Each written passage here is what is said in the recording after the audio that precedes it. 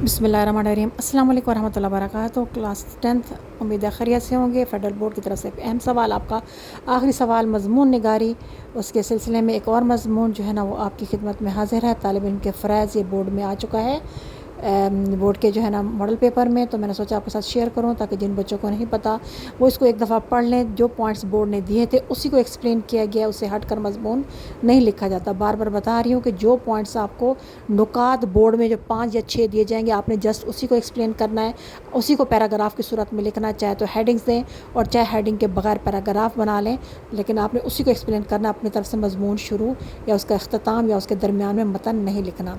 आइए पूरी वीडियो गौर से देखिए। थोड़ा सा फ़ॉन्ट साइज़ छोटा है, इसको इग्नोर कीजिए और इसको जूम करके पॉज लगा के अच्छी तरह इसको पढ़ के समझ लीजिए।